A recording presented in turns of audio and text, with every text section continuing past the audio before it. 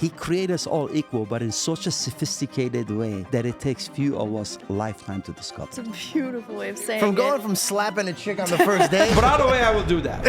I was 9 years old. I was stabbed with the pen 11 times. I said to myself, I'm going to get the hell out of this country. At age of 10. Back in the day, the king would fight in the front. That does not give excuse for 10,000 men and women to die every week. It's stupid Zelensky or moron Putin. You've seen my images with a lot of presidents of the nations. They are all idiots. And I voted for Trump. In February, he invited me to his house. I says, Donnie, go f*** yourself. Seriously. Wait, what? This is true story. Yo, your life is not real. I must say, Elon, you insulted yourself and you insulted the country and you insulted those people that you fired. When you fire people, you don't dance about it. That's immaturity. That is stupidity.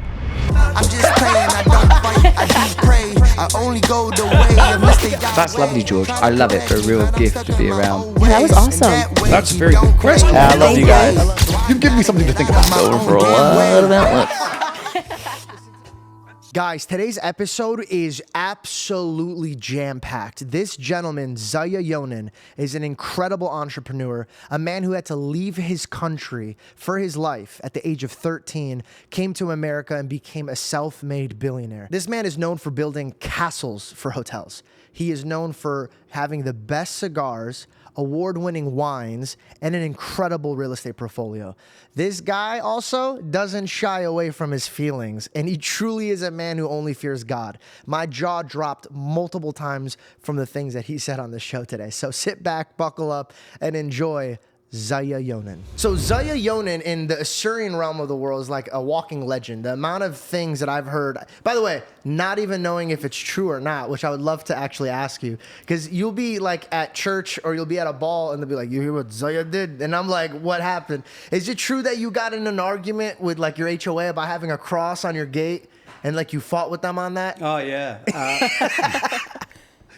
You know, we moved in this neighborhood that is full of entertainment people, right? So I put a cross on it, right? And I put a cross, but from inside, not from outside, right? From inside. So when I leave the gate, every day I leave the gate, I always pray in the morning. I pray to God. I thank Him for everything He has given me, and I thank Him for everything that He hasn't given me. And I leave the gate. I go to work, right?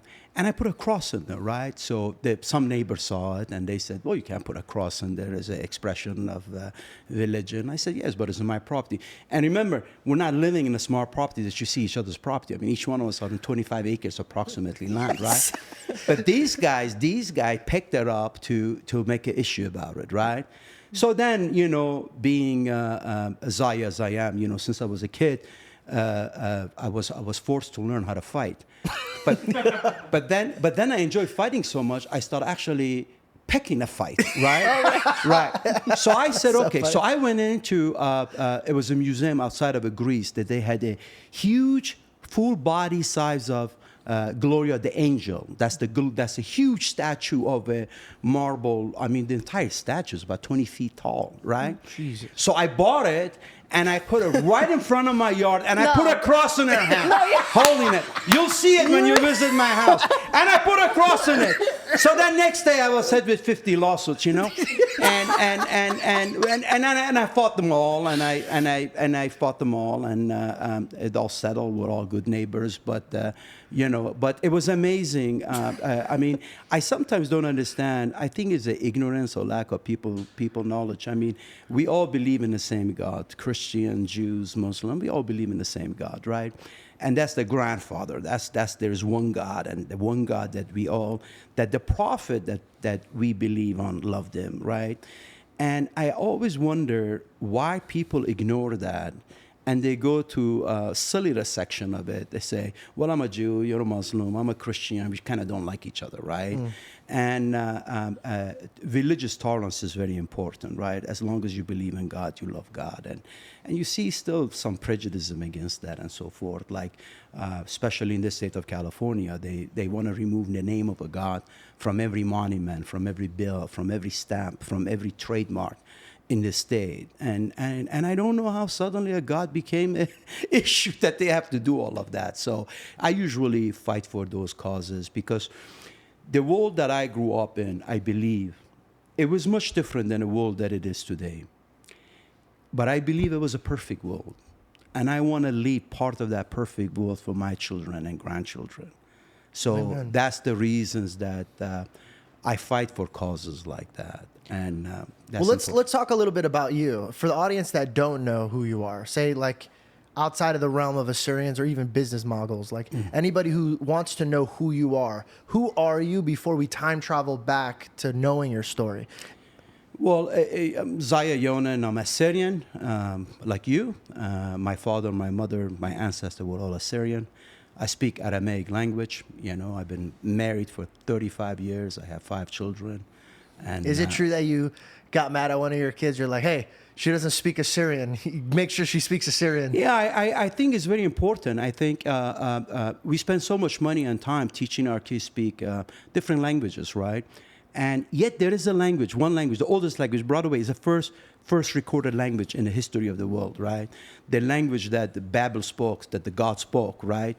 Which is Aramaic, right? Passion of the Christ, that's where they get it from. Exactly. Yeah. And it's not only the holiest language for us Christian, but Aramaic is also holiest language for the Jews. Matter of fact, certain part of the Jew Torah, you have to read it in Assyrian, Aramaic.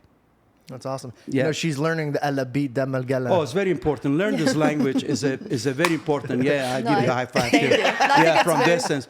But so I'm Assyrian. I've been married for 35 years. I have 5 beautiful kids. I run this company that I started 25 years ago. It started focusing on commercial real estate, but then it grew up to be more like a private equity firm where we have businesses and invest in real estate, in hospitality, hotels, restaurants, golf courses, making wine, making vodka, making cigars, making designs. We have a design company that we design.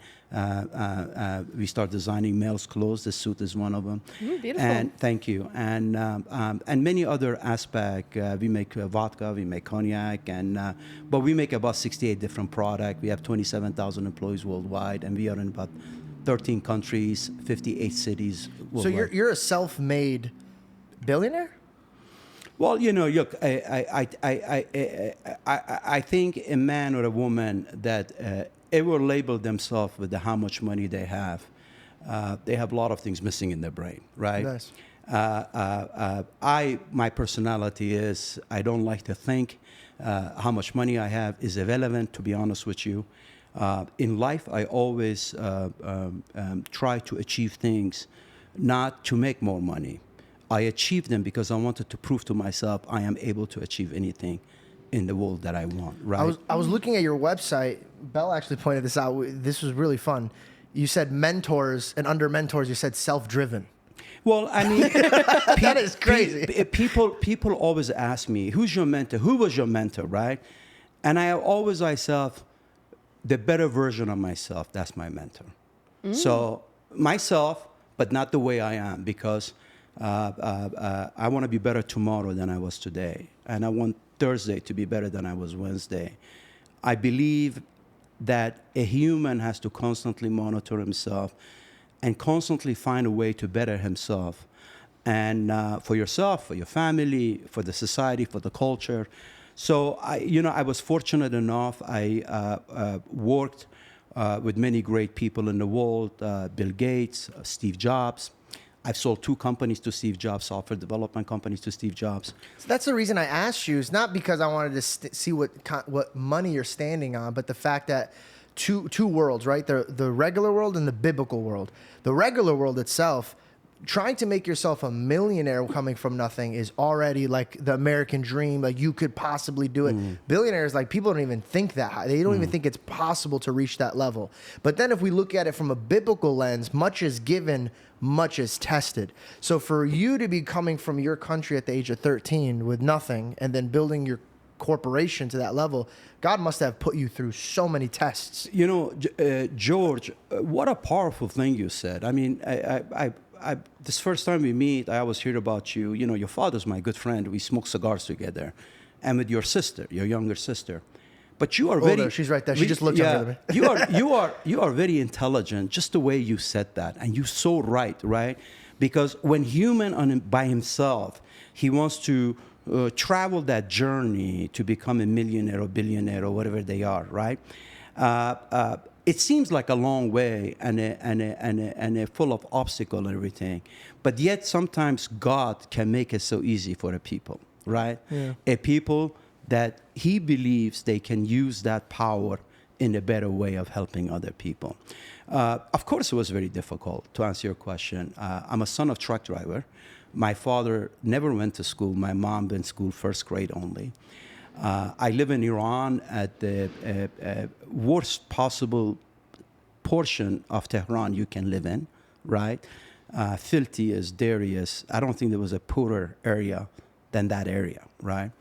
And Do you still remember what it felt like? I remember everything. I remember everything because I try to not to forget where I came from. Fair. I always, and if I meet someone that is not as fortunate as I am, I will talk to him the way he likes to connect and talk to, not my way. Yeah. And if I meet a different kind of person that is highly educated, I'll talk to him the way that they want to talk. That's to. how Paul did it. With that strength, he made strength, and with the weak, he made weak. Because I don't want to get comfortable with becoming complacent of who I am now. That is very important for me. I like to set example for my own children to be with. But terrible environment, and it's funny story. A lot of books and articles written about it. When I was a kid, I used to get in a fight a lot, not because I wanted to fight. I was Christian. I was living in Tehran, which was obviously dominated Islam, and in a very bad neighborhood, but education wasn't prevalent. People didn't have a lot of money. People were very poor. I remember when we opened our refrigerator, you will only see one thing. And if it was one apple, you had to wait to end of a day, your mother to cut it to 8 pieces so every person can have a piece of that apple, right? Wow. And I was a little bit light color, so people could tell I was not Iranian. I was different, a little bit lighter skin, lighter hair. So I used to get in fight a lot with the older kids who I'm just trying to go to my school. They will hold you and they will open the Quran and they will make you read verses of Quran. Yeah. Right? And they were stupid. They My thought, dad went through that. And if you had a cross, they would yank it off your neck and throw it on the ground. So I got into fight all the time. I mean, I was 9 years old. I was stabbed with the pen 11 times, right? So every morning I would get up to go to school at the age of 9, 10. I knew I had to get fight, and not fight with 9, 10 years old kid, with 18, 19, 20 years old kid, right? I had to fight with them, right? And I used to go to a Christian Assyrian school in that neighborhood that was run by nuns and priests. And you won't believe if I tell you that I never told this to my wife, to my own kids. But one day I was fighting and I was beating by a bunch of 25, 26 years old kids. A lot. I mean, they beat the hell out of me, right? And I went to school, and as a kid, I suddenly start crying, right? Not crying because of the pain, not crying because I got beat up. I was just crying like, wow, where does all this hostility come from, right?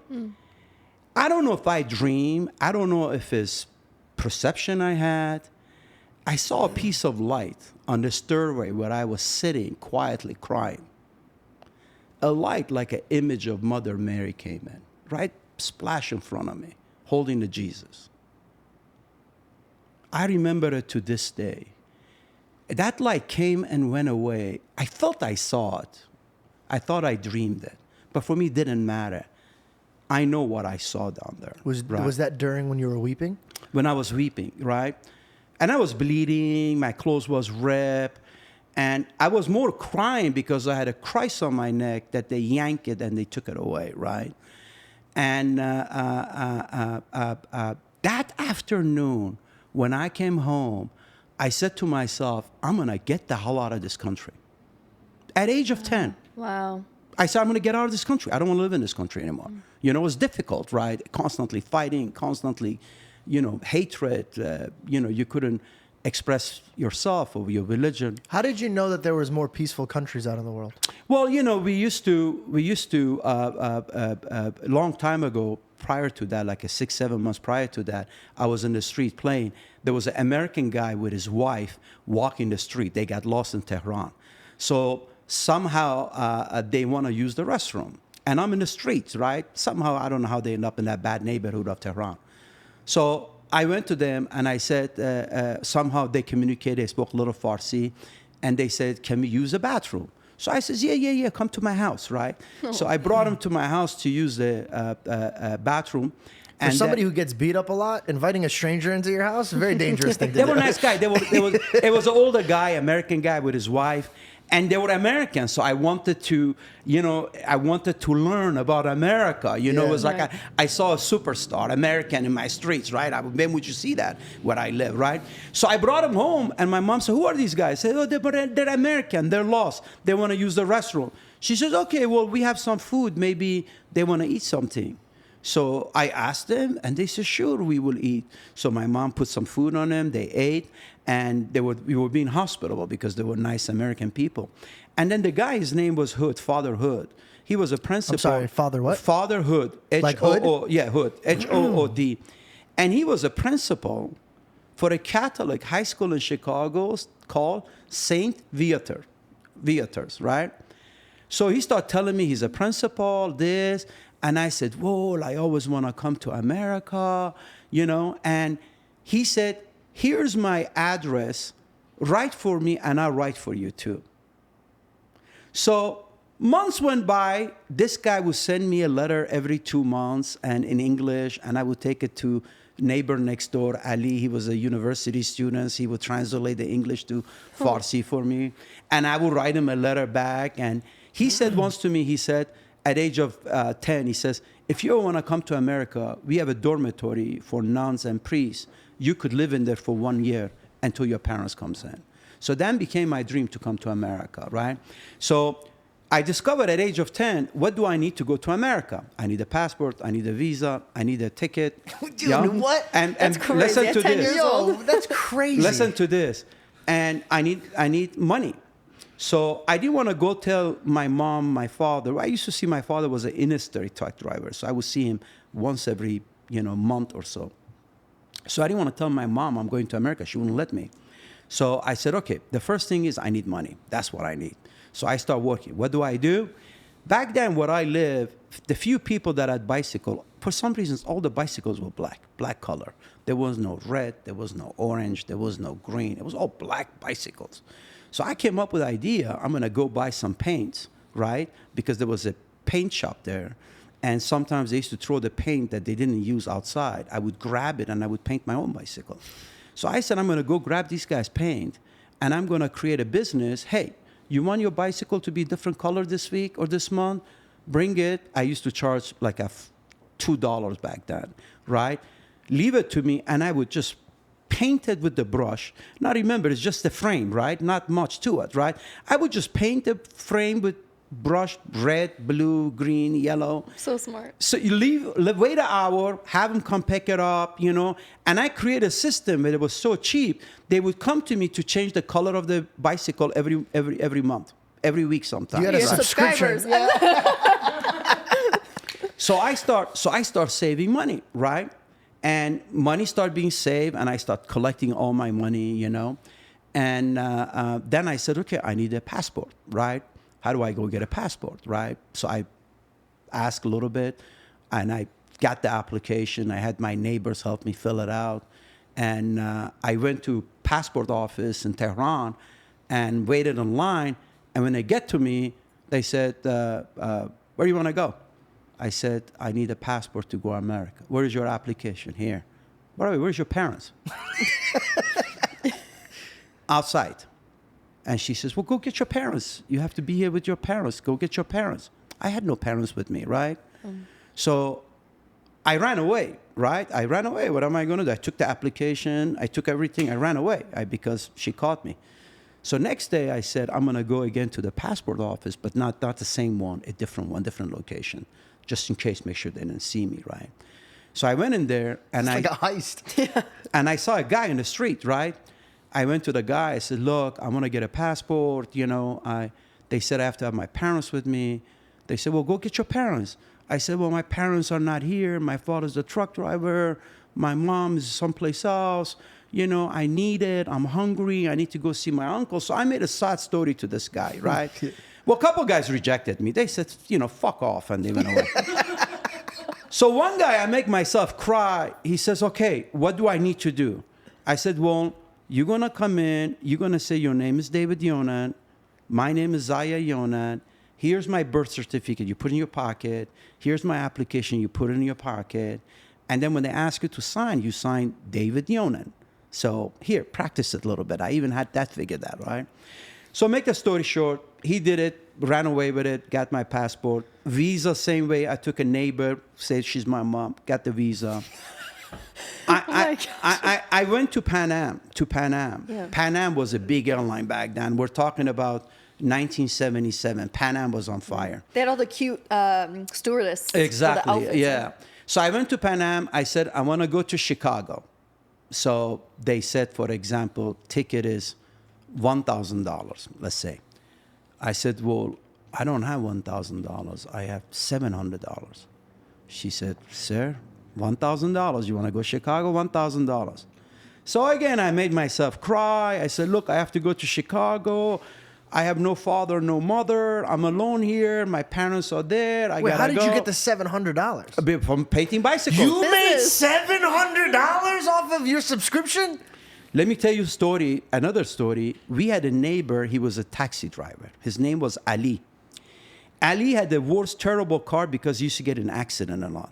So we always used to make fun of him. Ali, why don't you fix your car, right?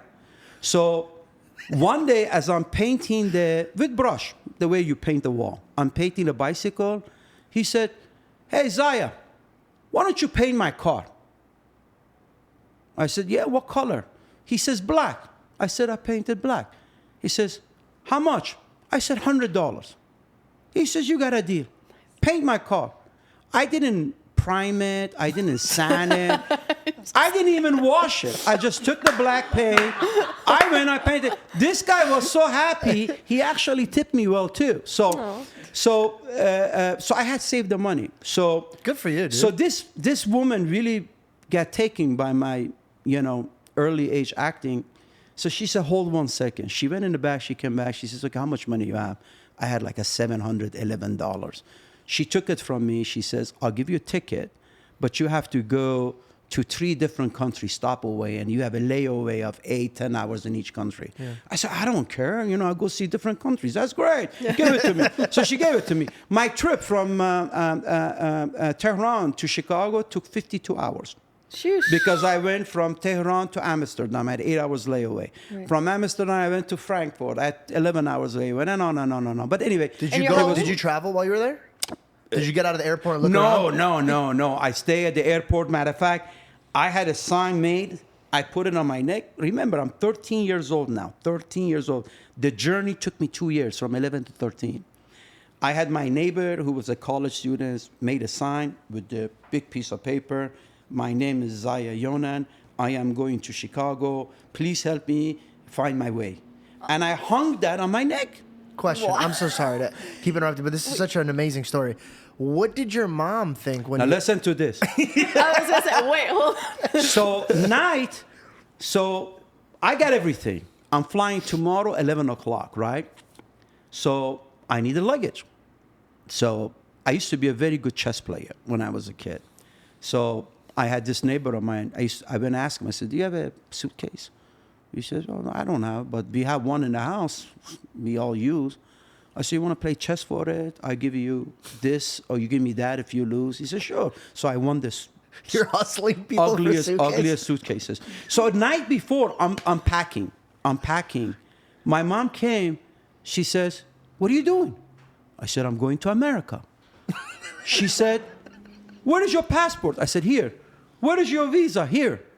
Where is your airplane ticket? Here. We have no car. Who's going to take you to... I says, Ali, the taxi driver. I had it all figured out. Wow. Where are you going to go? I had an aunt, but I didn't have a permission on my aunt to be there. I said, I will go live with Fatherhood. He invited me. He invited me to go live with them at the school. I had it all figured out. So I came to America at age of 13 by myself. I went from one country, from one side of the earth to the other side of the earth, because that was my destiny. That was my calling, right? And that was a vision, I think, that I saw Mother Mary in school that night when I was crying.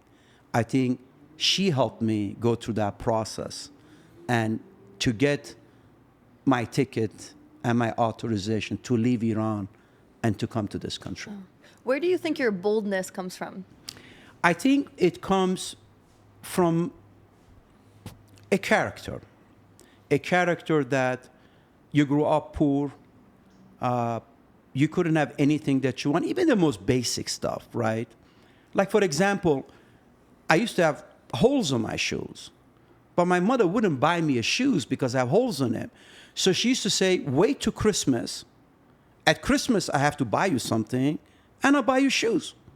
So I had to wear shoes with the holes in them for a year until Christmas. So I became very tough. I became very determined. I became a risk taker. And it's funny, opposite of all my sisters, my cousins, like if you ever come to my family, you meet them all, there's thousands of them. I am so different than each and every one of them, right? And I think that's because I was blessed. I was blessed for some reason by God to have a brave heart and have a boldness and take risk and not to be afraid of anything and take that journey. With that bright light, was it at a Mary's facility or did it look like Mary herself? It was, our school was called St. Mary School. Yes. But And the we had a bright light, were you able to look at it? George, listen, man, I mean, some of your audience is going to say this guy's crazy, but I'm not crazy, right? I mean, you know, I'm number 3 in the world for holding the largest patents, 1,827 of them. But I'm going to say it to you. Sounds like something a crazy man would say. No, I was kidding. It was, I tell you something. It was Mother Mary, man. I saw her. She came to me. She's a mother. She saw a little boy crying in the school on the staircase. She's a mother. She felt bad for me. When I was... My mother wasn't there. Teacher wasn't there. I'm a Christian boy sitting on the stairs in the dark basement of a school crying. And it was Mother Mary who came in and blessed me. I believe in that, guys. And I tell you guys, if you don't believe in faith in God, in religion, you could be Christian or Jews or Muslims, you will never get to the destination you want to get. Amen. I'd rather look crazy on this earth and sane in heaven than look crazy in heaven and sane on earth. When I had the encounter with the light, I was in the 3rd grade, but I couldn't look at it. I had to put my forehead to the ground. It was too bright for me to look at it. That's why I wanted to ask you if you could look at it. George, it was a light. I saw Mother Mary's image, and I saw her holding the Jesus in her hand. And I saw it, man. I swear I saw it. And I saw it twice. I saw it then, and then I saw it once in Chicago. Were you down on your luck then too, or no? Yeah, in Chicago when I was a kid, I used to deliver a CO2 tank for a restaurant. Now I'm a little kid. I mean, I'm not a big guy. I'm 5'9" now. Back then I was small. I was 130 pounds. And I'm carrying a 150-pound CO2 tank that is 6 feet tall down the stairs of a restaurant so I can hook it to the gas line for their beer, Coke, and all that, right? And sometimes these stairs had, grease on them. They're in the restaurant, right? Dirty, greasy on it. So one day I'm taking this tank down so slowly, right? And I'm 16 years old, right? A tank fell down. And when that tank fell down the stairs, the valve hit the floor, broke. This 100 pounds, 150 pounds tank was flowing in the basement of this restaurant like a balloon. Oh my God. Like a balloon. I mean, if that tank hit me, it would have taken half of my body away, right? So a lot of noise. I'm a little kid. I'm trying to kind of manage the process. Made a mistake, fell off of my hand. It was so heavy. But I slipped. It was so oily. The stairs were so oily. I slipped. And as I'm going down trying to figure things out, clean the place out, the restaurant owner was a big, mean Greek guy. He hit me with this stick in the back because he was pissed off because some of his client went away, and it didn't stop. Heading went out a couple times, right? And then I blacked out. And then when I opened my eyes, I'm still in the basement. The Greek guy was upstairs, and I saw the Mother's Mary there again for a second time. And what was the feeling in your heart in that moment? I was speechless. I couldn't breathe. I couldn't talk. I couldn't pray. I couldn't ask. I couldn't say anything. It was such a powerful moment. And I get up and I clean the place out, and I apply for the top universities back then. I graduated youngest in high school. I went to the best university for engineering. I graduated age of 19 out there, and everything started flowing from there. Every time you get knocked down, God blesses you with the ability to get back up. I think God is so kind. First of all, he loves us all, every one of us, right? And he loves the lost one more than the one that are not. You're not lost. But he loves the lost one more than they're not because he feels sorry for them, right? But it does require, it takes a human to understand that, right? And nothing I have achieved in my lifetime is on my own, I believe. Amen. Everything is a God's gift to me, right? Otherwise, how could a little guy from Tehran, living in the streets, I don't remember if I ever brushed my teeth. I don't remember how often I took a shower. There was no education. There was no parenthood. That's the way we parent our kid today, right? It was definitely God. It was definitely God. And I love him. I believe in him. I will always love him. My family believe on him. And I feel sorry for whoever who doesn't, because they will have such an empty life that they never be happy. They never discover this beautiful world that we all live in because they understand the portion that they wanted to understand, not the one that God wanted them to absorb. May I ask you a question then, for the ones that don't know who God is, to paint a visual?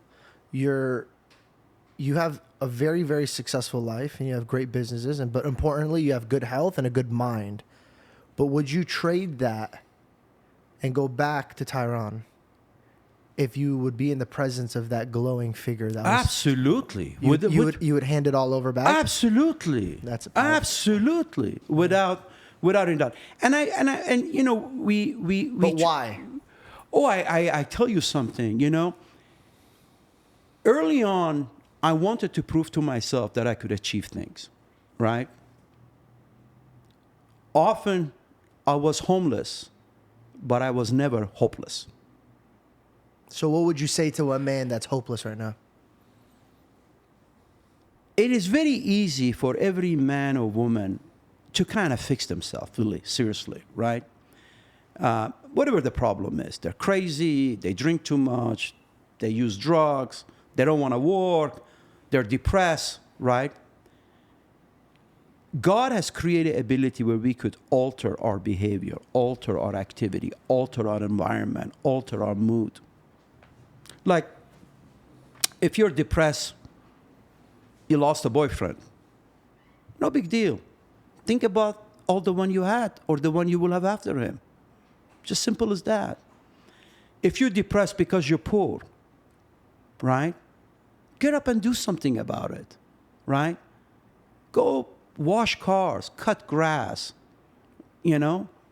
cut grass.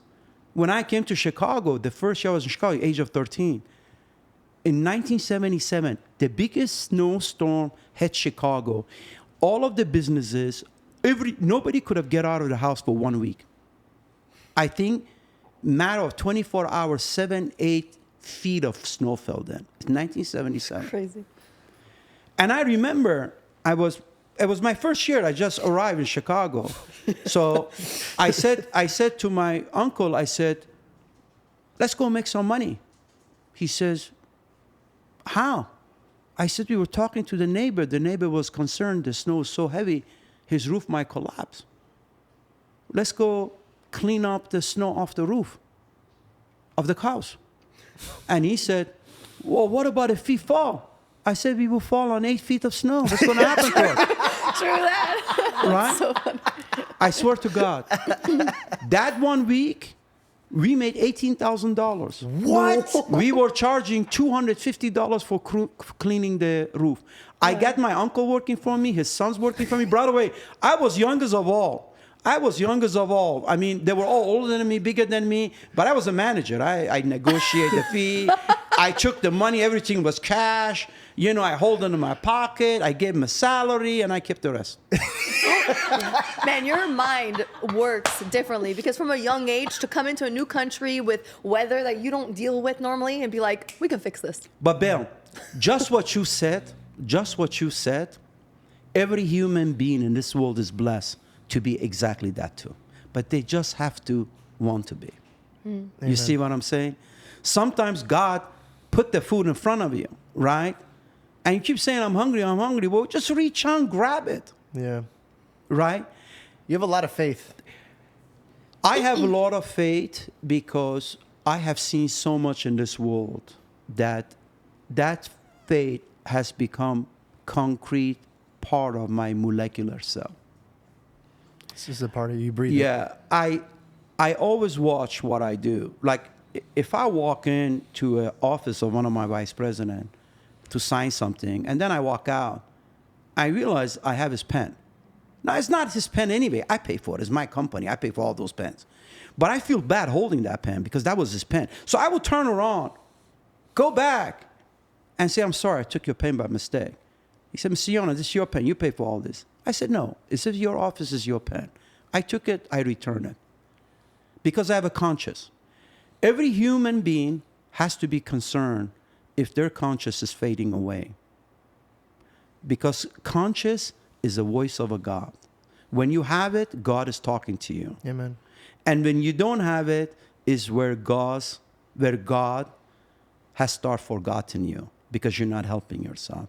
So every person can be like that, Bill. Every person can be me. Every person can do what I did, right? It's a difficult journey. You know, Bill, George, when I was going through it, God is watching. Often I said, God, why me? Why do I have to live like this? Why do I have to feel so much pain? Why do I have to go to this unbelievable, difficult journey, right? Hey, by the way, for all your audience, I'm not some priest talking like this. I'm a successful businessman. So if I can believe in God as a businessman, every human being should believe in God, right? But looking at it now, I thank God for that difficult journey. I thank God for those kids beating me in Iran. I thank God for that Greek restaurant owner breaking his baseball bat on my back. I thank God for all of that because all of those micro events built and shaped my character and my strength to be who I am. Amen. Amen. Yeah. That goes along with the gospel. It says rejoice during turbulence because it's building you up. Just like a coach or a trainer or for fitness people. When you're sore, when you're in pain, that's good. It's growth. Exactly. Okay, you're such a fantastic storyteller. I before we continue and go on, I want to sit and see what your perspective was when you came to Chicago and you were in school. What was it like understanding that when you were a child, you didn't have the chance to have an education. Now you have it and you're excelling greatly at it. You graduated at the age of 19. Do you know where you want to take your life yet? Oh, yeah. I had it all figured out. I knew... When did you have it all figured out? At what age? From as early as you can think about. As early as I was thinking, I knew exactly what I want to be. I want to be someone important, someone educated. Some people might like money. Some people might like private plane, private yacht. Satisfy them, right? I like respect. Because when I was a kid, that was an element that I never had, and it always bothered me. You know, they used to call a street rat. So if you're walking by a store, they used to call a street rat. So respect is very important for me. And in order for other people to respect you, you have to respect yourself. In order for you to respect yourself, you have to achieve certain milestone. So you know you are capable of taking that journey and being successful at it. And a question for all your audience is, how often do we subject ourselves to take a journey? Like right now, after this podcast, if any one of your audience is saying, well, give us advice. Right after this podcast, when it's finished, right? When they all liked your podcast and they said how good I was. Right after that, they should turn off their phone, get up and do something that they would not typically want to do. Go for a run. Long run. Go work out. Grab a read a book. Right? Do something that you don't want to do. When you do enough of that, everything becomes likable to you. And you start doing it automatically. So do the things you don't want to do until you love absolutely. Like when people come to me, the other day there was a lady want me to help her son. And she says to me, my son is very educated, very hardworking, very motivated, but he has no job. I said, the last part of your sentence describes your son, not the beginning. She said, what do you mean? I said, your son is not educated, is not motivated, none of that. Because if he was all those things, it. You'd have a job. Simple as that, right? So the way you see yourself, always be the worst critic of yourself. Always be your critic for yourself, But right? when does that become dangerous? Like, have you ever been too hard on yourself? Always. And I'm 62 years old. I'm not dead yet. And I'm not on any pills. Everything's fine with me. And I don't even look like a 62. No. The body and your mind have a way of setting those limits for you. Do not be afraid of limits. Don't set limits for anything. You think people are too sensitive now? I think people have changed a lot. I think the internet, the woke culture, the sinful liberal culture we live in, there is no God, do whatever you want to do. It reminds me of a hippie era on steroids. Is that what the hippie movement was like? Oh, that's a hippie woman once. Exactly. That was hippie woman once, right? And it died. It didn't live for too long, of course, right? And I see it now, right? And I see the world changing. And a big part of it is, and I hate to say this, a lot of people in the movie industry, in the music industry are my friends. Some of the biggest studio owners, some of the biggest producers are my friend. Some of the biggest actors and actresses are my friend. But I have to tell you, they have completely fucked up everything out. They're not extremely very intelligent. They adapt to things that they think it makes them part of the culture, but they don't realize it's part of a long culture with that woke mentality, if the guy killed 5 people, you cannot kill him. But if the lady has a child, and suddenly she decided on the 8th month she doesn't want the child, she could get rid of him. Just don't make sense, right? An innocent child you can kill, but the grown man who killed the entire family with knife and gun, we should not kill him. That son of a bitch should be killed the same way he killed all the other people. 5 times they should shoot them, right? Do you feel like you want to get into any political runs? Do you feel like you can't be the president because you weren't. Right. I have a lot of politician friends. One good thing about me, I'm afraid of nothing but God. And I will say this, if you go to my Instagram, you see my images with a lot of presidents of the nations. They are all idiots. All of them. I didn't see I'm that sorry, one coming. I'm sorry, Donald Trump. I'm sorry, Macron. I'm sorry, they're all idiot, right? Wait. We'll get to it. Think that? But we get to it. Okay. We get to it, right? And often when people ask me, they said, look, you need to get in politics. Yes, you cannot be a president, but you can be a governor, you can be a senator, you can be a congressman. I said, I'm going to lose my hair dealing with these guys. Yeah. I like to deal in an environment that people have a common sense and can process data and information. These guys don't. Corruption, I always don't figure, how does a president become a president? He's poor as hell. After 1 term or 2 terms of presidency, he's a multi-hundred millionaire. I just never get that. Mm-hmm. How is that possible, right? I mean, they make $500,000 a year. take half of a tax, that's $250,000 a year. You won't become rich like that, right? But to answer your question, recently, my calling had changed. Recently, right? And there is an opportunity for me to be ambassador of the United States in a country in the Middle East. There's war-torn, a lot of different cultural, religious, evil structures there where, you know, ISIS is dominant down there, for example. Now we have Hamas moving in those locations. I might take that job. Why? So I can clean it up. And I can clean it up in a couple of weeks and be done with it, right? Because, see, we are executive, right? We know how to fix problem. We look for problem to fix. And when we see a problem, we fix it instantly. If you can't fix it this way, we try a different way. We keep trying different way until we fix it. So this one particular job, being ambassador of the United States in that country I might take, right? Which is going to be distraction for me, right? Is, you know, for my businesses, for my family, and living in a crazy country where people kill each other for hell of it. But if I could make a difference and I could clean it up and I could take the evil element out, I would feel good about that.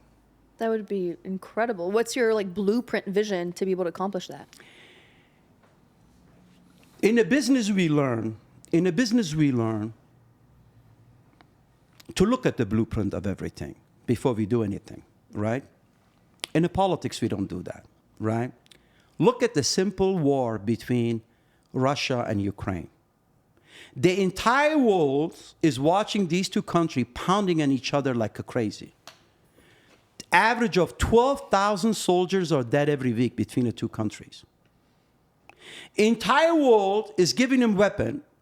China and North Korea is giving weapon to Russia, and the rest of the European country and America are giving weapon to Ukraine, right? When you give a weapon to a person, what do you think they're going to do? They're going to fight. Mm-hmm.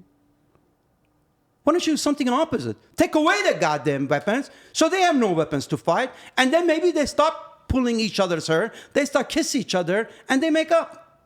Do you think that's actually an approach that's possible? Absolutely it's possible. Think about it. So you think that the war is ongoing because we keep weaponizing it? Absolutely. Absolutely. Look, what about the hatred between them? How do you eliminate that? Hatred between two individuals, Putin and Zelensky? Well, I'm just asking questions. I don't know anything about it. Let those guys, we take them to the room, let them beat the shit out of each other until that haters vanish or one of them have a heart attack. But that does not give excuse for 10,000 men and women, young people to die every week because their leader is stupid Zelensky or moron Putin. And what we do, knowing the fact we know Putin is a moron, Zelensky is an idiot, we're giving them a weapon to beat the shit out of each other, to keep fighting with each other. What makes you think, why are we funding it? And from your perspective, why do you think we're funding this war? For no good reason, to tell you that. They're not even thinking about it. Oh, Russia's attacking Ukraine. Let us help them to defend themselves. Right? What about Russia's attacking Ukraine? Let us take massive forces out there, stop it, create a block and say, you stop pulling each other's hair right now. No more fighting. Right? Yeah. Zelensky's term expired 2 years ago. He kind of likes the war because during the war, he's still an acting president. Right? The guy, every time he's at United Nations, he's asking the government for more weapons. Instead of begging the government, please come help me create a peace between our countries. Not once he has said that. Yeah, Always he's talking about money and he's talking about weapons. Maybe he should get his ass in the middle of the war zone, fight a little bit to realize what those young men and women going through every day. 11,000 soldiers dying every week for two-man stupidity. And what do we do in the United States? Nothing. Yeah? Joe Biden did nothing.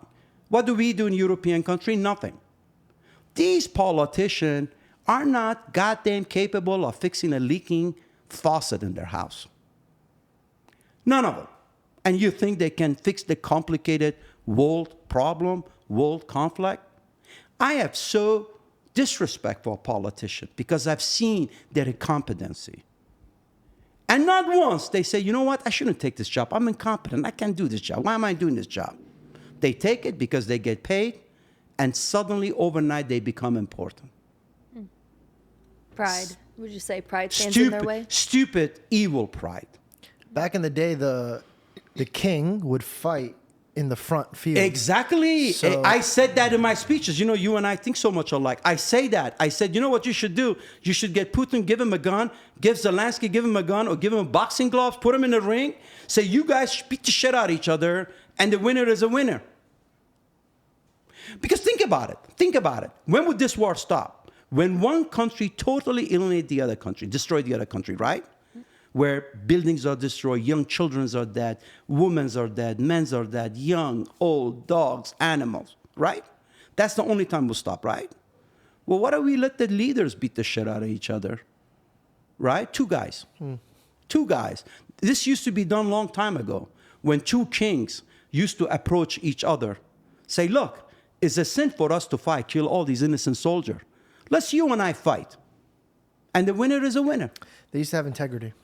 Right, which is missing totally in our government. What would you do right now, though? I mean, obviously, we can't call Putin and call Zelensky and say, hey, guys, we thought about it. You guys should duke it out. It's not a possibility. So you clarified that you're like, I don't think that these guys are capable or educated enough to run a country. My question would be, what did America look like when you first came here and you were graduating and you were learning, and how they were about the war versus now? Do you think Totally different. And explain it to me. America has changed so much in the last 50 years that I've been in this country, right? In America, there is hatred. There is fighting. American killing American. Prejudice. Disconnection between morality. Racism, whites, blacks, different color, where nobody questioned. All these human beings, whites, black, Persian, Arabs, living in this world are created by God. And if God created them, God has a purpose for them. It's not our job as a sinful human being to question God's will, right? Let me tell you a story, George. When one day my aunt wasn't very rich also, when I left the school to live with her, it was a Thanksgiving weekend in Chicago. I swear to God, I saw this with my own eyes, 1977. We said, okay, it's Thanksgiving, what do we do? Okay, turkey back then was really cheap, but we had no money to buy turkey. Okay, we do whatever we have in the refrigerator. The door rang. The American next door come in, happy Thanksgiving. They brought us a Thanksgiving turkey. I swear to God, half an hour later, another neighbor brought us one. 2 hours later, fire department brought us one. Wow. From not having a turkey, we had 3 turkeys. That was a beautiful America, where everybody loved each other, everybody loved their country. People were far more people of faith back then than now. How do we bring it back? By talking about it, I tell you, when I first heard about your show, I'm not saying this just because he's sitting here, and my son told me about you. And I said, well, I know his father, his uncle. This kid became like that. They say, yeah, Dad. He gets on the podcast. He talks about God. He talks about faith. He talks about religion. I was so impressed. I said, here is a young kid going out of his way, talking about the subject that a lot of people don't want to talk about. It's uncomfortable for him to talk about. I'm sure you saw a lot of resistance and prejudice and hatred, right? And yet he's doing it. Well, God bless you. Thank you for doing it. Well, thank you. I wish we had more people like you. So how we can do this? By having more people doing the same thing as we do. And by your audience seeing here a rich guy, whatever rich guy means, he could believe in God. He could love God. He believed God is in center of all his wealth. Is in center of all his wealth, right? Maybe that's not a bad thing for us to do that. I tell kids, your problem isn't that you don't love God enough. your problem is that you don't know how much God loves you. Absolutely. And I think the reason I'm willing to risk it the same way that you're willing to risk it, or say, hey, I'll give it all back just to be in the presence of the light again, is because I think we were blessed with the ability to feel what God wanted us to feel with that purpose. Yeah. And so I have the conversations just because when I meet God one day, I want to be able to use everything he gave me to point them back to the man who gave them to me. I feel like everything is borrowed. My money is borrowed. My talent is borrowed. My mind is borrowed. My tongue is borrowed. So I use it to an ability where I try to please God. And when I did that, I didn't think of it from a beneficial standpoint. I did it because I thought, Yeah. had to. And George, pleasing the God is actually good for you. You know why? it benefits you. Exactly. Yeah. Exactly. Like I want to please God. I want to give money to people. Like my foundation has given over, in the last 20 years, over $480 million for these different causes. $480 million, right? Thank you. During the war with Iraq, we were paying for all the soldiers that they were behind on the mortgages on their houses, right? But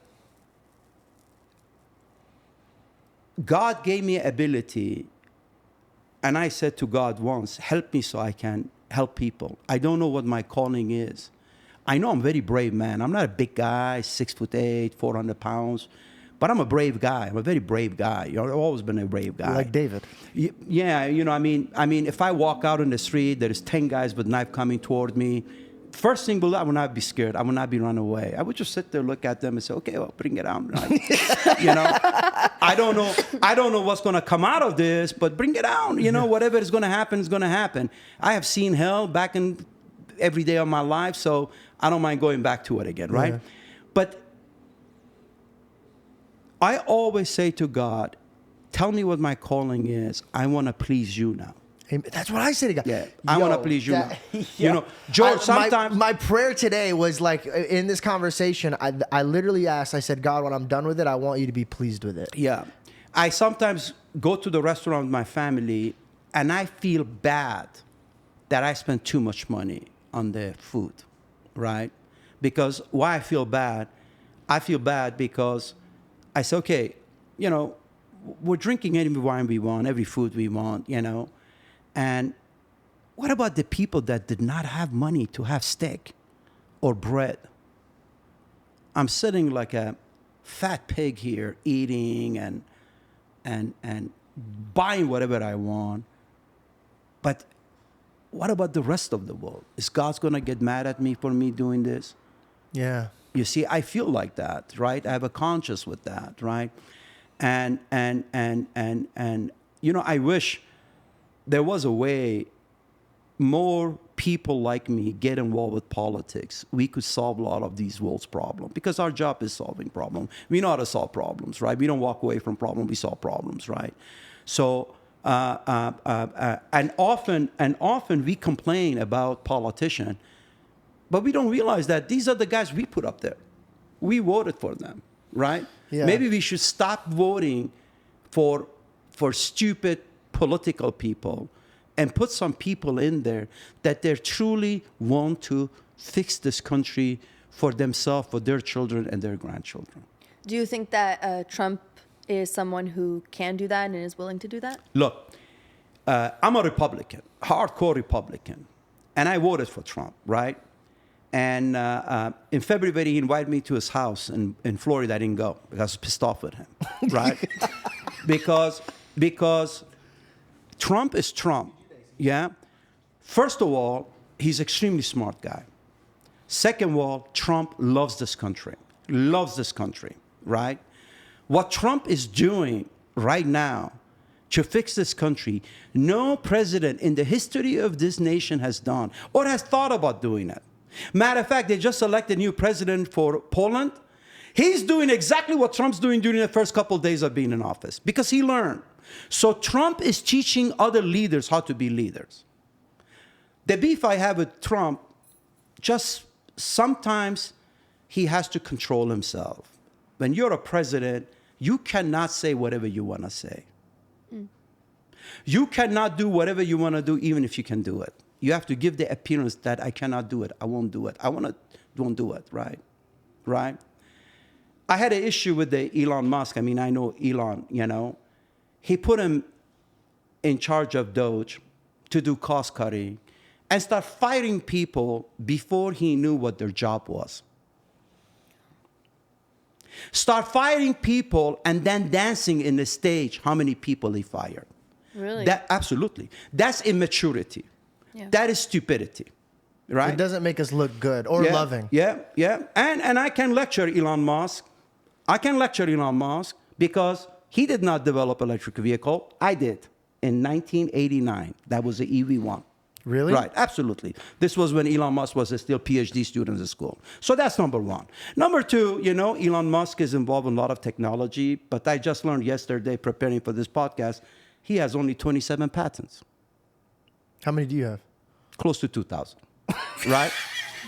Right, something we haven't even mentioned yet was... But I must say, Elon, you had the right mind, right way of going it, the way you did it. You insulted yourself and you insulted the country and you insulted those people that you fired. When you fire people, you don't dance about it. You go to them, you show you're sorry, you show you feel bad for them because that man or woman, they're going to lose their job. Couple months later, they cannot provide for the family. Show some sympathy, some love, some respect. I don't go fire any one of my workers and then say, good job, I fired him. Let me dance about it. I feel bad about it. I go home, I tell my wife, I fired someone and I feel bad about it. That was a good part for you to grow up, and I hope you did. I hope you did. Because if that doesn't change you, my friend, you definitely are not the most fortunate man on the earth. You are the least. We must learn from our mistakes. We as a human, no matter who you are, Donald Trump, Elon, or Zaya Younan, we make mistakes. We should be the first to recognize our mistakes, and we should be the first to fix it.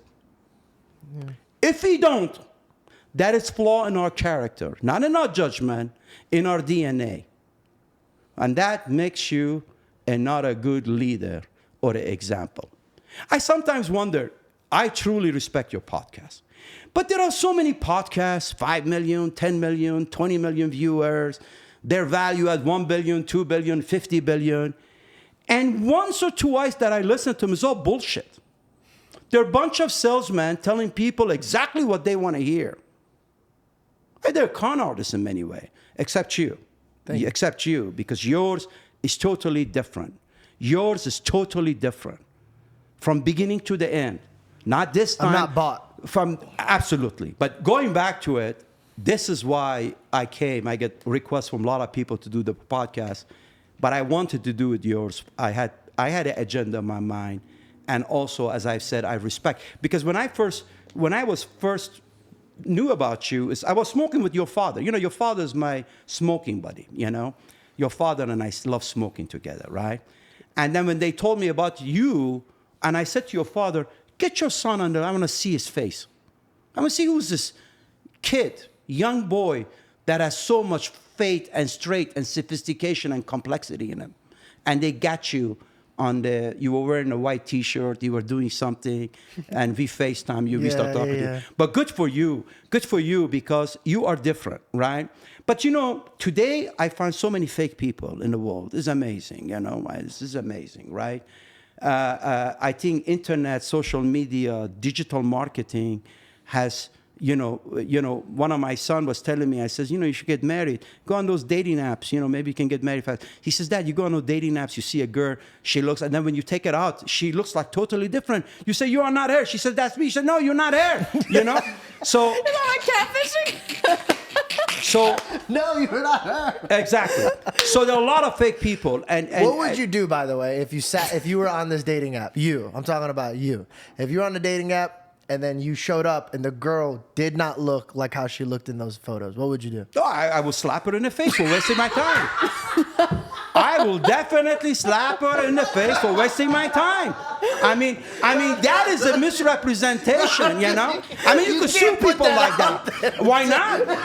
Why not? Hey, George, you heard about that rich Chinese guys, right? Yeah. You heard about him? The rich Chinese Are you guy. talking about Crazy Rich Asians? No.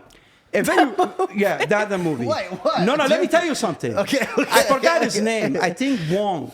A very billionaire, very rich Chinese guy eventually want to get married. So he married this girl, and because she was very good looking, and then he felt that he's going to have a good looking children, right?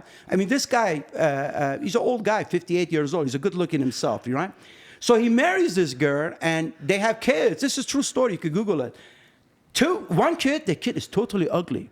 He says, what happened with this kid? He doesn't look like me. He doesn't look like you. What happened? Oh, I heard about this. Please Yeah. explain it. Yeah. Please explain it. So the second kid happened, and he start really like doesn't look like me, doesn't look like her. What does this kid look like, right?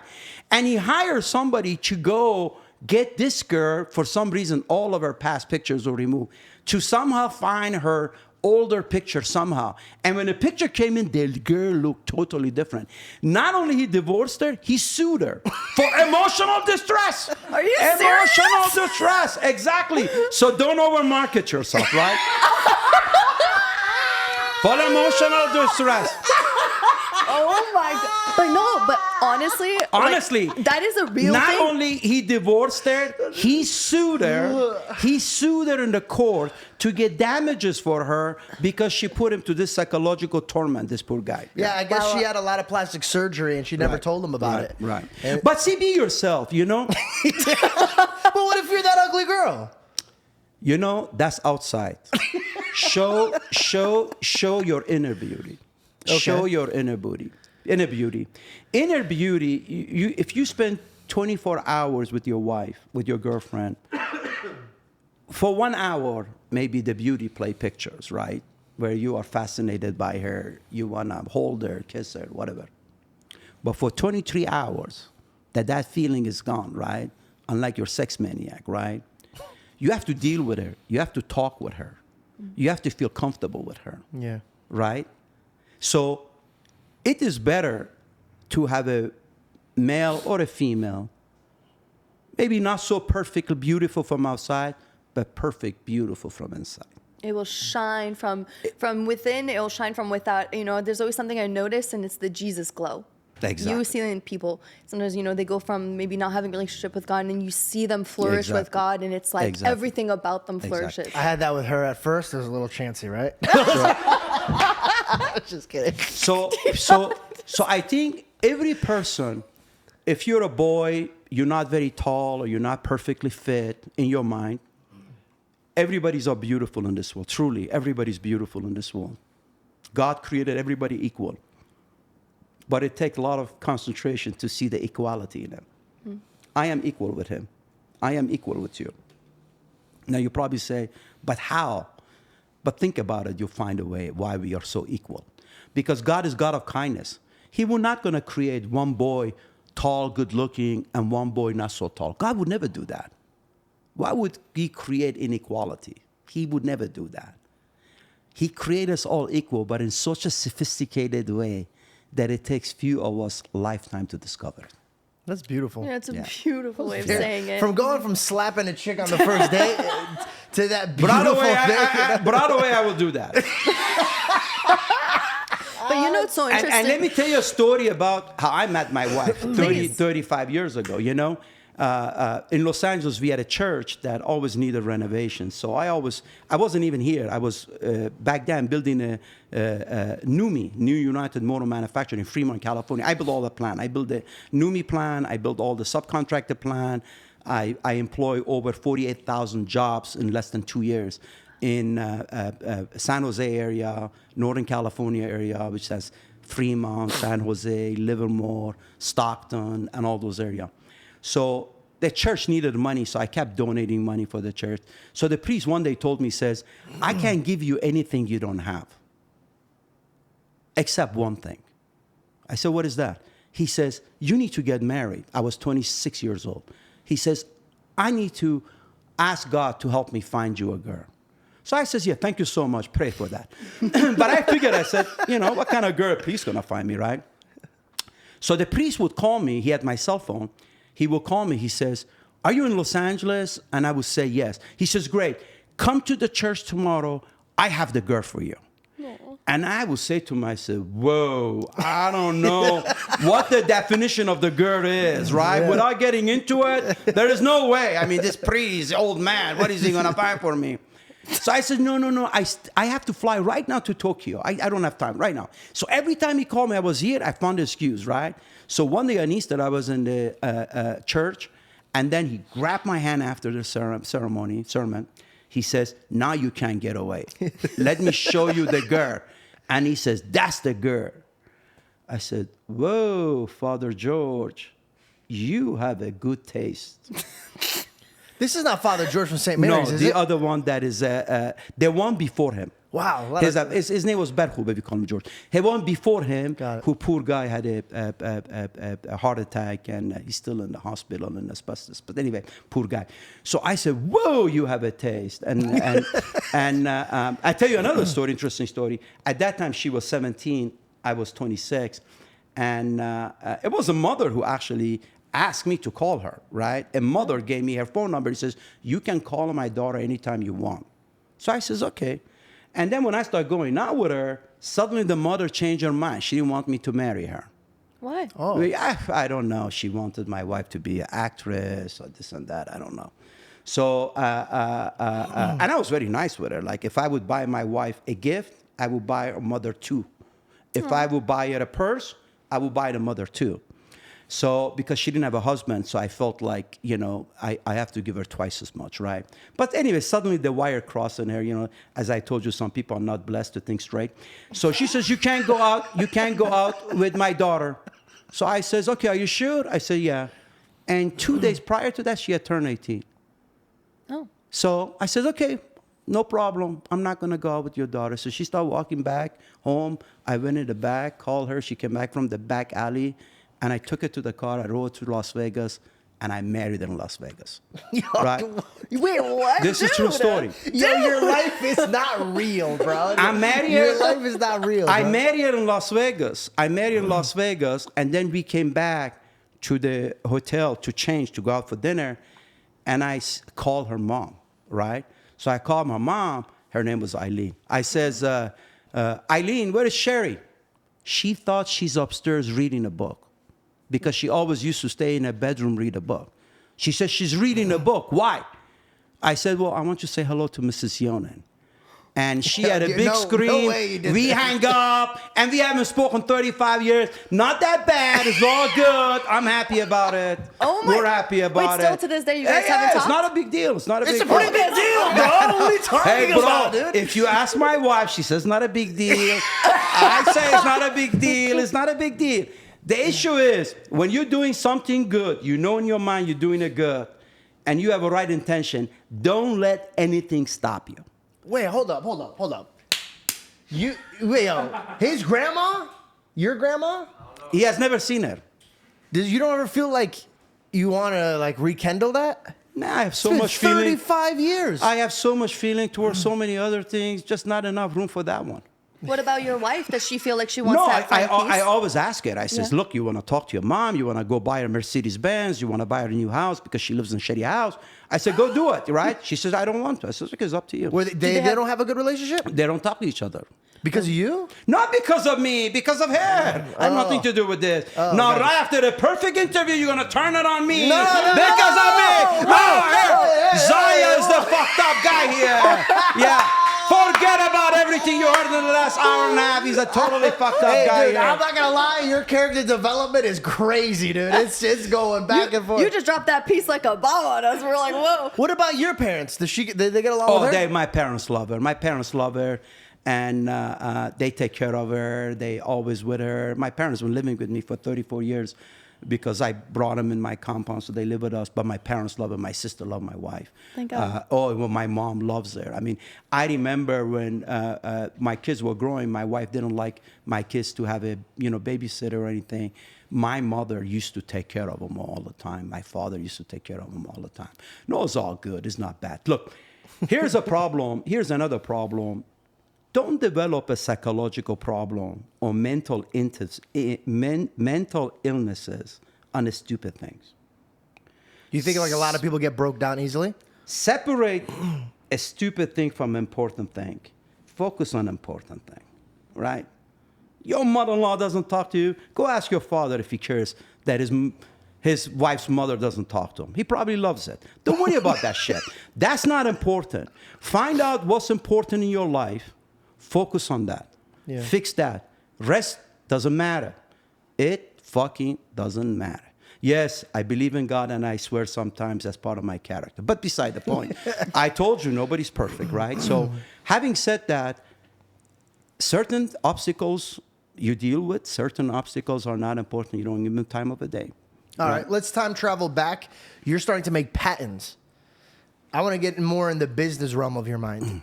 When did you know that you could even, like, is this true that you had something to do with airbags? Yeah, I invented a sensor for the airbag, yeah.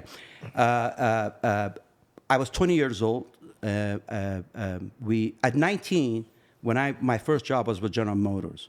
And I worked in General Motors' Chicago division in LaGrange, Illinois. LaGrange is outside of Chicago.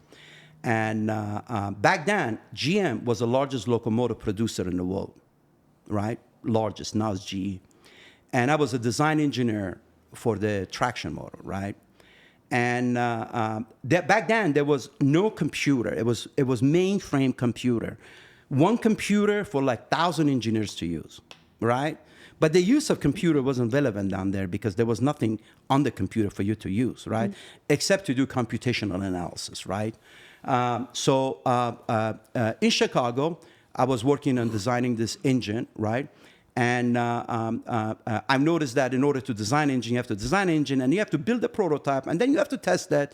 After 3, 4, fucking 5 years have passed by, your entire life is wasted on designing one damn motors. You know, I said, there's got to be a better way of doing it.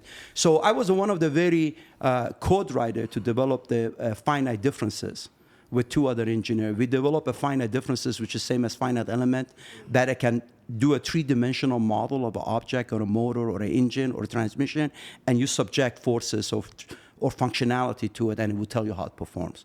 So you don't have to, so something that it takes you 3 years to do, you can do it in a couple hours. Wow, that's incredible. So when I did that, it was a big deal in GM, and I got promoted from a little engineer. My desk was this big. And to go work for Jack Smith. Jack Smith was a chairman of General Motors. And back then, in 1983, General Motors was the largest company on the earth. There was no Amazon there. There was no Apple there. There was no, other companies. GM was the largest company by revenue and by number of employees in the world in 1983, 40-some years ago, right? So Jack Smith was a, chairman of the GM, biggest guy. I went from being I wasn't even engineer. They used to call us associate engineer. I went from associate engineer to be an analyst for him.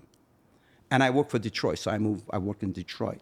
And there, we were working, we learned that seatbelt is not adequate to provide you a complete body protection during a high impact crashes. Right? Because your neck jerk, your back jerk, seatbelt just holds you. Matter of fact, sometimes people have heart attack because their rib cage used to collapse from the seatbelt, right? Oh. So we talked about SRS, supplement restraining system, and we developed the concept of an airbag, that the airbag would deploy from the steering wheel and would hold you to your place. So if you're hitting something 15, 12, 20, 30 miles per hour, before your body starts moving, deaccelerating forward, the pillow will be totally deployed in over 360 nanoseconds, holds you to your seat, so your body does not move at all, just like you had no impact, right?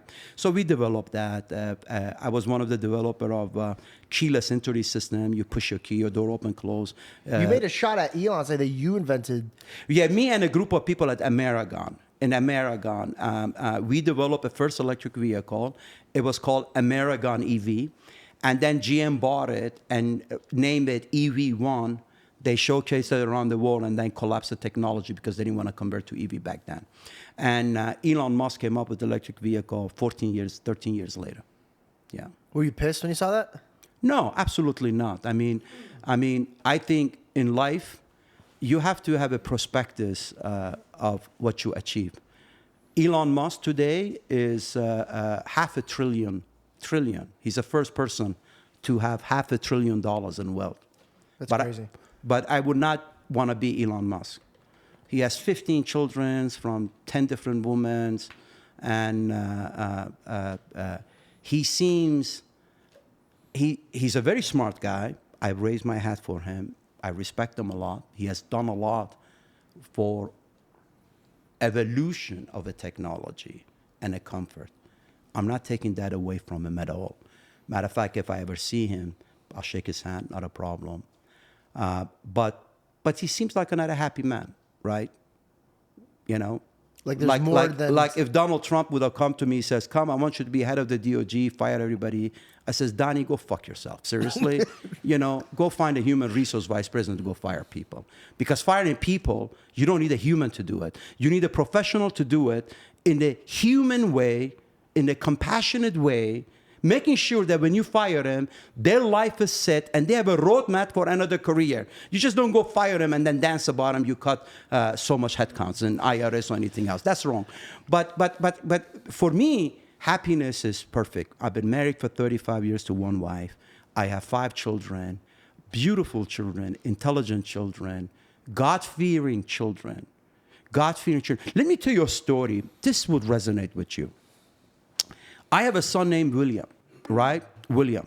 Good-looking guy. Used to play football, athletic, 6'3", 200-some pounds. Huge, beautiful monster, right? And every time I ask him, why don't you date someone, get married? He says, Dad, there are a lot of good-looking girls from outside, but not enough from inside. So one day, my wife said, did you check your son's Instagram? And I said, no. She said, check your son's Instagram, William Younan. So I go check his phone Instagram. A Syrian mother in Chicago, she's telling him for months that somehow she found his email or something, that you must date my daughter. She's this, she's that, she's this, she's that. The mother, right? Yeah. So eventually, he was convinced to research the girl. He goes to her Instagram and he sees all inappropriate picture. Inappropriate? Inappropriate picture on the Instagram, Yeah. right? You know, crazy girl, right? With no limits, right? And then he puts a post on the Instagram without mentioning name, of course. He's a gentleman. He says, I strongly recommend before any mother recommending their daughter or their son to someone else to do a little research on their own children. Learn and understand their children better. May God help you. I saw that and I said, oh my God, he's 30 years old now. I have never knew what a perfect child I have. What a beautiful boy. I mean, he could go out with different girls every day, but now he's like you. Every step of his life is driven by his love to Lord Jesus Christ and faith, because you don't have to be Christian to have faith. You could be a Jew, you could be a Muslim, you could have faith. Faith is important, right? And you call yourself a baby Christian? I think we all baby Christian, because none of us, no matter how old we are, like me at the age of 62, have totally spent enough time to understand Christianity. Yeah. Because when you do, you see a life is far more beautiful than you thought it is, and is not as difficult as you think it is. So it's a perspectives that people need to have, right? You know, so and that's why I think your show is so important, because when people see a young man like you, how big is your faith and how much love you have toward the things that are so important in humans' life, they learn from you. I pray. They say, well, if he does it, why can't I do it? You become an example for it, you know? And right now, we need example of you. There's so much sins going out, you know? You guy like a Didi, what he's doing, and the guys like that, this. People have gotten crazy, man. Crazy. And I always say, if you want to be rich, Do not be obsessed with money, because if you are, you will never be rich. Yeah. Be obsessed with doing the right thing. Be obsessed with success. Be obsessed with doing things that others couldn't do. The wealth will come by itself. Don't focus on the wealth. That's a strong point. How I monitor money is like, God will put it in my hands when he wants me to have it. Exactly. So I always make the decisions. I never make a decision off of a prophet. I make a decision off what the prophets say. The Bible prophets. That's perfect. Yeah. You know, another story, George, when my kids were young, they would go at school to other kids' home. So I told my wife, I said, look, why my kids have to go to somebody's house? Have those kids come to our house. We'll feed them. We'll take care of them. You know, I want my son to be in my house. You know what she says to me? She says, I asked your children, you know what they said to me? They said, Mom, we are too embarrassed to bring these kids to our house. Why? Because they were embarrassed to show their wealth. They were embarrassed to show how they live. When my son used to go out, he says, Dad, let me borrow your watch. So I would pick the most nicest watch I had to give it to him. He would say no. He will go pick up the cheapest watch I had to take with him. Same with the cars. That's the blessing, right? Now, we have a nice house, but they didn't want to show it to the kids. They didn't want to make the kids feel uncomfortable. So when I see people on podcasts about, you know, talking how much money they have, how many planes they have, how many yachts they have, I laugh at them. I said, these guys walked a long journey, but they miss the entire mission in life. They totally missed it. What a fuckhead. You know? What a fuckhead, you know? How do you think your kids pick that up to be so humble and to be... You know, I think parents have a big job. They always had it, right? And these days, the parents are not all of them, some of them, are not doing all they should be doing to raise their children. I think one of my biggest accomplishments was, with my wife, of course, we raised these beautiful children. We spent a lot of times with them. We spent we taught them a lot, and that is our biggest accomplishment, you know. And I always told my kids, I says, when I die, you will not get a penny. You will not even have my cars or my watches or my rings. You will have nothing. It'll all go for someone else. So develop your own life now. Why is that, though? I think a wise child does not need the father's wealth, and a stupid child will not heed it. It becomes dangerous for him. What about when the gospel says that a good father would leave an inheritance for his children? You know, I think inheritance could be many things. I think I do leave an inheritance for my children. I educate them to the top universities in the world. They're highly educated. They're highly sophisticated. They have seen the world. They have mixed with every kind of human beings you can think of, right? So they have wealth that is not currency, right? That is not currency, you know? Is a wealth is a knowledge. I always said, I wish I had this wealth, not the money, the wealth, knowledge. I wish I had it when I was younger. I would have been one of the most significant men on the earth, right? Because for me now, everything I do is for the legacy. It's not for my own good time. It's, you know, I don't buy whatever I want. I don't eat whatever I want to eat. Not because I'm cheap. I give plenty of money away. Because I feel I have to restrain myself. That's part of my grounding. Yeah. That's smart. The most troubled men I've ever met in my life weren't ones that came from homes that had nothing. They came from homes that had everything. Yeah.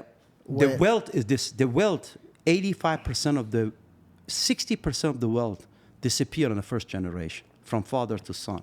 85% of the wealth disappear second generation. 99.9% of the wealth disappears on the fourth generation. Means it just goes away. Look, if I had money, if I had a refrigerator full of food when I was a kid, maybe I wouldn't be who I am. I thank God I didn't have that, right? So you take away the desire. Look, if you're hungry, right, you say, oh, George, I can't wait for us to go to this restaurant, have some food, right? You're looking forward to it, right? Because you're hungry, you have missed eating, and it's a ceremony for you. Not just to feed yourself. The eating process is a ceremony. You'll be talking to George, laughing, conversing, drinking my beautiful wine. But imagine if you were never hungry. Yeah. Imagine if you walk by food, you see it, you see other people eating it, but you have no desire to eat it. Imagine that you walk by expensive jewelry store, it's like nothing to you. You just don't care about it. Imagine you saw beautiful things, you just don't care. You've seen it all. Is that a wealth? I call that curse. Curse. Because you feel nothing. In the same way that when, when you already have everything, you don't know what it takes to get the things that you want, the things that you desire. You don't have no motive to work for them. So then you're going to stay complacent, and then you don't know how to achieve the things because they've already been in your lap. And the king of UAE, which owns Dubai, Abu Dhabi, recently I saw an Instagram post on him, which really enjoyed, right? Especially coming from someone like him, right? He said, my grandfather rode a camel. My father rode a horse. And I ride Mercedes-Benz. And my son is riding Range Rover, but I'm afraid his son will be riding Campbell again. Yeah, it's a cycle, yeah. You see? It's a terrible cycle. So the world has a balance. I think today in our society, we're really fluctuated with looks, with how I look, how popular I am. Do I have so many followers? Do I have money? Relax. Calm down. None of it matters. Really does not matter if you think about it. Right? There are other important things in life that you could have today. Focus on those. And the rest will come to you by itself, automatically. Yeah. Seek first the kingdom and the rest shall come. A lot of people tell me, write a book, write an article, go to the podcast. I said, to do what? To promote myself? What do I need to do that for? I must feel really insecure to be doing that. Nobody has seen my house. Nobody has seen what kind of cars I drive. It's not important. The man or the woman that shows the wealth, talk about the wealth, are the one that don't have anything, that they wish they had all those. Out of all of our guests, it was like we were digging up for you, trying to find things. Like you're not a flashy man. You don't like to go and boast about what you have. Well, I think it is stupid and is irrelevant.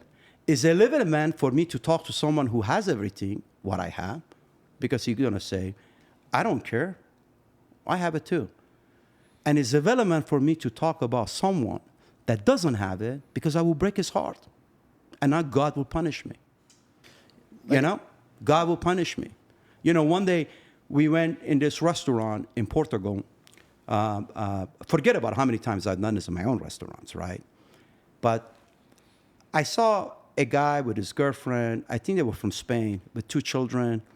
And they were asking the person a lot about prices on the food, right? And that broke my heart, right? And maybe I did this for selfish reasons, for God to forgive some of my own sins, because I do have a lot of sins. I make a lot of sins. So I went to the guy.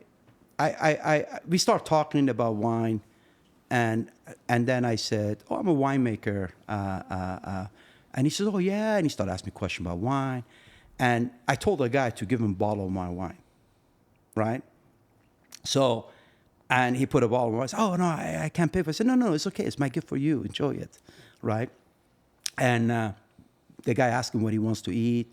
And he asked, what goes with it? I said, well, these go with it. And he looks at the price, obviously. He says, nah, we'll go with this. I says, no, eat this. Eat this. Otherwise, I can't eat my food. I have to eat the same thing you're eating. So I made some joke about him, made him feel comfortable, pay for his dinner. And he says, thank you. I said, don't thank me. at all. I did this for selfish reason. I need to thank you for allowing me to do that. But you should be thinking about getting to a certain position in life so you can do it for other people. I became infatuated with wealth. One more thing is very important. When I was young, very early on, I was famous but not extremely rich. My sister, my older sister, she was 32 there. She was fighting cancer. And she didn't have any money. I didn't have any money. We got put in a stupid hospital in Los Angeles that wasn't taking care of it the way they should have taken care of her. And we didn't get the specialist to come see it. We didn't have a right or capacity to call a second opinion. I saw my sister, beautiful. She was so beautiful too. She disappeared in front of my eyes. She lost weight. She lost her hair. She lost her beauty. She lost her dignity. And then she lost her life. And I couldn't help her. And I remember to the last minute that she was leaving, she says, "Help me, brother." And I did with whatever I could, but wasn't enough. If she was now alive, she would have never died. Never, right? And I said to myself, I'll never be in this position again. George, I work like a madman. I slept 3-4 hours a day.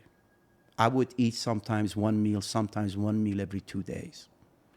I was so determined to be successful and wealthy, to never let someone that I love vanish in front of me without me being helped with it.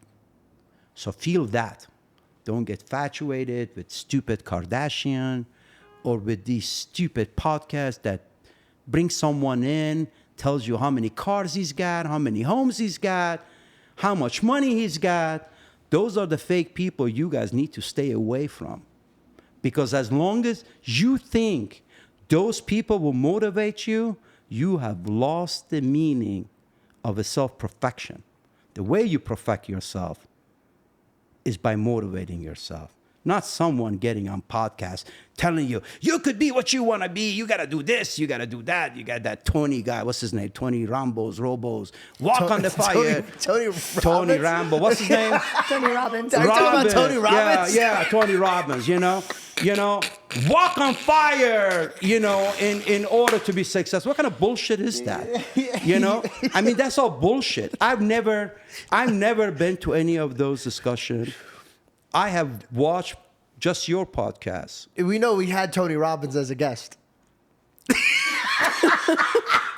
I love this guy so much. Right, Or you got some other people, known in the world, give us $10,000, we help you turn around your business.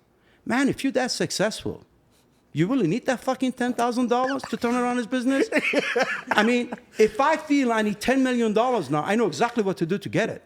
How many $10,000 bullshit I have to give people and feed them with the bullshit to get that? I mean, if some guy needs $10,000, $5,000, subscription this, subscription that, you're a fake. Fake. And I tell my people, because sometimes people come to me, I watch this podcast. I say, why are you watching them? Oh, to get motivated. I say, well, how many times you need to be motivated? I mean, if you're hit by the car once, isn't that enough? Or you have to get hit by the car every time that you cross the road to feel you shouldn't be crossing the road at that point. I mean, how many times you're going to be a student, right? A certain point in your life, you need to say, I don't read books. I read enough books when I went to school. I don't need to read any fucking books. Anybody's story, I'm not interested. Yeah. Some people say, my son will not have dinner until he reads page 500. Well, you idiot. You just messed up your son. Right? I mean, why would you want to do that? Right? I mean, if I walk around, I see my kids sitting under the tree reading a book, I slap them around. I say, what are you doing? You read enough book. That was the whole purpose of you going to high school, to college, to university. Right now, the book is in front of you. It's the world around you. Feel it. Live it. Read that. Understand that. Understand that.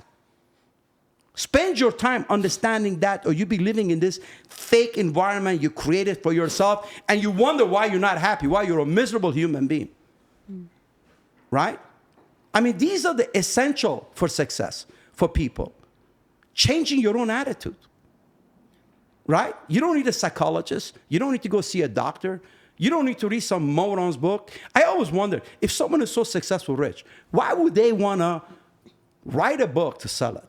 If you truly care, you're so rich, write that book, give it away free. Why would you want to sell it?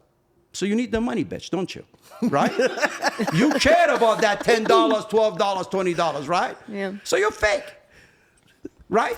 I mean, it's honest. It is very honest, you know? And I think that through everything that you've said, I think the one thing that stands out the most for me is at the end of the day, for as long as you are truly honest with yourself, like, you know, we tell ourselves a lot of lies. We tell other people a lot of lies, but we tell ourselves a lot of lies in order to feel like, and you know, okay. Bill, you are so on it for a young girl.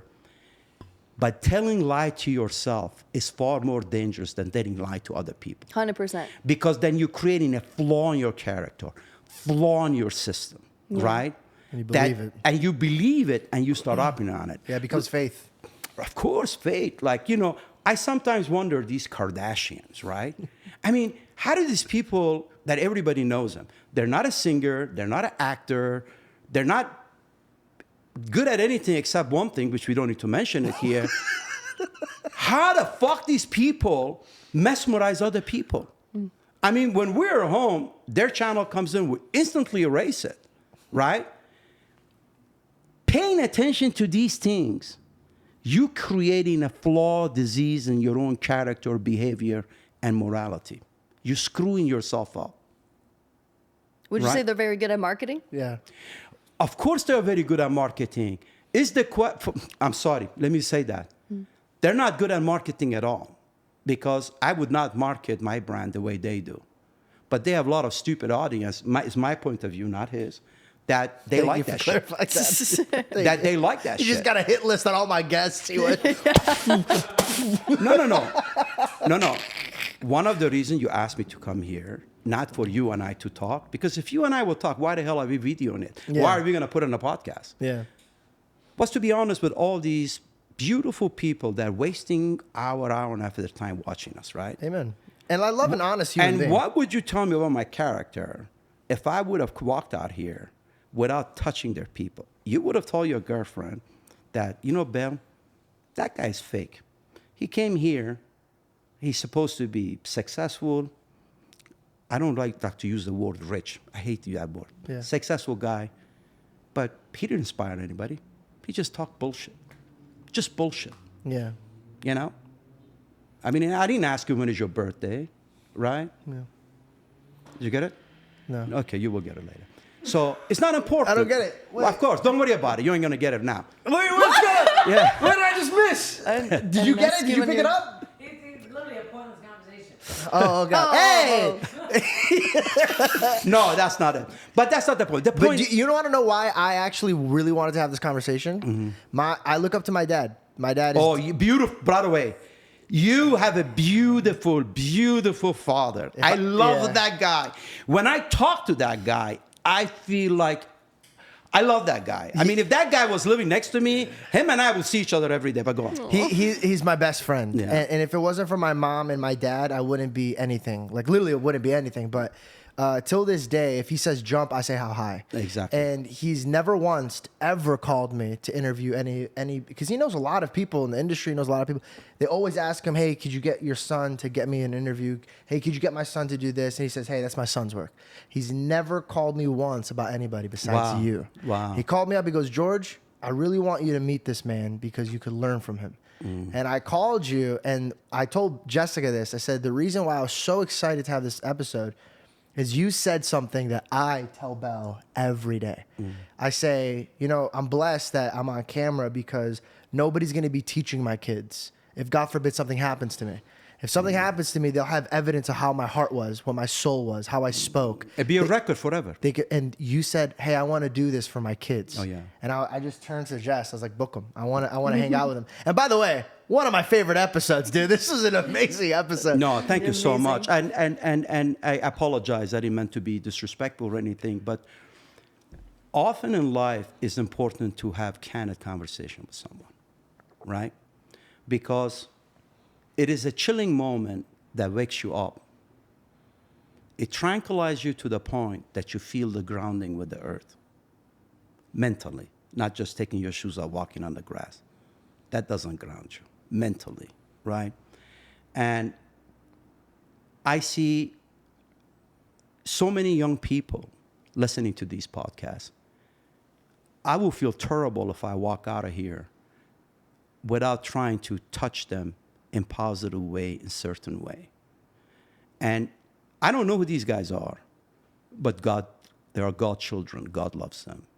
And maybe tomorrow if I'm making mistakes, God will give me a pass. He says, you know what?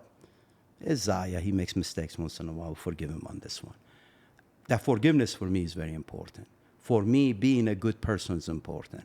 I'd much rather people say, he's a poor guy, but very nice guy, than a rich asshole.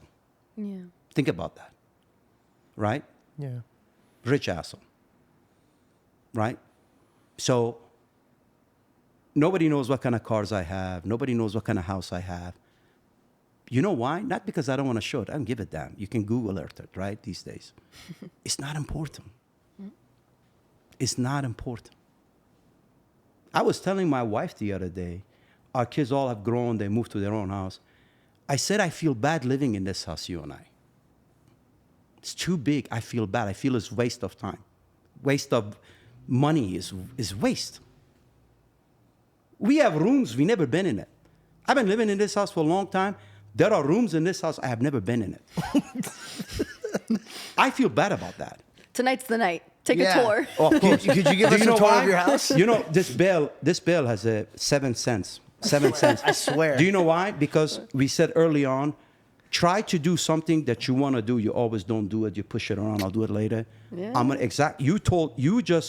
You're probably less than half my age. You just educate me on what I need to do next. And I will do it. I will go to every single room, sit down my bout, smoke a cigar, and have a glass of good wine. Definitely. I love that. Dude, Zaya, it was such a pleasure sitting and talking to you. Thank you so much. Truly. God Appreciate willing, we that. could do this again. I would love to have you back on. Absolutely. Absolutely. Thank you so much. Keep up the good work. We Thank need you, more sir. people like you. And thank you all. Thank you Thank so you much. so Thank you much. so Thank much. you so much.